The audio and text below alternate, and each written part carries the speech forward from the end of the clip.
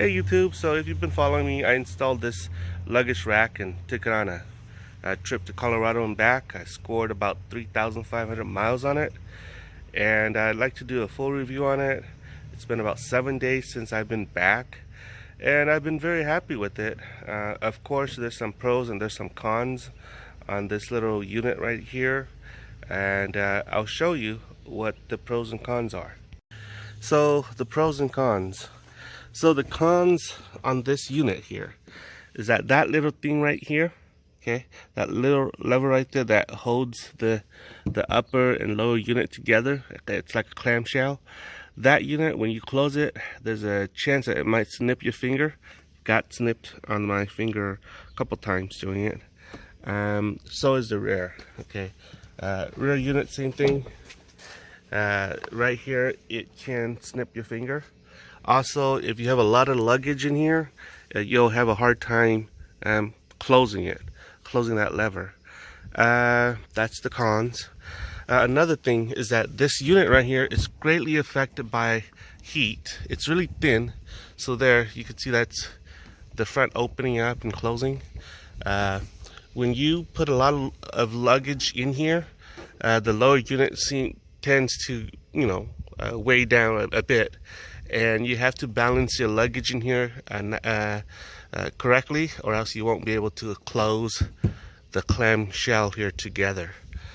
You won't even be able to close that little lever here. And chances are, if you don't know how to balance your luggage in here nicely, it'll open up like that, and forget about closing the unit. It won't do it. Okay, so on crosswind, I was coming through Arizona. There was a lot of crosswind.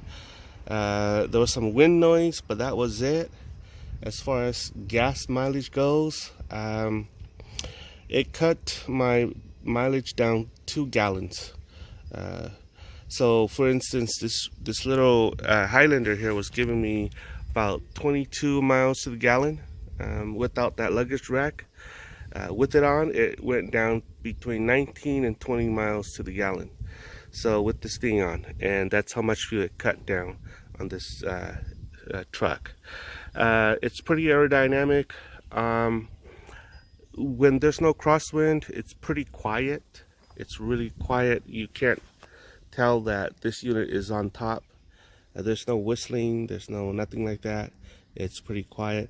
Let's see. On rain, we hit a couple rain spot on our way to Colorado and back. Our clothes was not affected by the water or anything like that, so it was okay. You can see a lot of dead bugs on the front, and you can see a lot of dead bugs in the front of my car as well. And we haven't washed the unit here, so I don't know how it is with it going through the those machine washing gas pump. I would not trust this unit to survive those little washing unit, the gas pump where they have that spinning brush. I wouldn't put this through it. The reason why I say so is because it's really flimsy. You're bound to break something. So don't go through those car wash, automatic car wash thing. If you have to wash this, use hand wash, and don't use those spinning brush washers. So yeah, and I'll show you something here. Okay, so I'm going to show you something about this locking mechanism. I like the fact that you have to use a key to lock this and open this for security reasons. But the only thing I don't like about this is that there is a weakness in the system. Okay, hold on. So the weakness in the system is that, you see how flimsy it is now? That's because the heat is affecting the integrity of the structure here. I don't know if you can see this thing right here is totally out of shape. when it's coated, it doesn't do this. Let me stand a little further. There, it's all pear-shaped right now. Okay, it won't hold its shape. So, oh, this is my children's sock. So this little thing right here, okay, where the lock is right here. Sometimes, if you have too much luggage up here, your luggage, duffel bags, might get in the way of this thing latching. So you might want to be careful when you latch this out, that nothing is blocking this little thing right here. So, as you can see, that's like a spring lever that keeps it standing up there. But it rarely stands up on its own weight. The reason is because this thing is so flimsy. Okay. Now I've seen some Yakima, I don't know, roof rack. They're pretty sturdy, it looks like. But I just wish that this thing is a little bit more sturdy than this. It's so flimsy.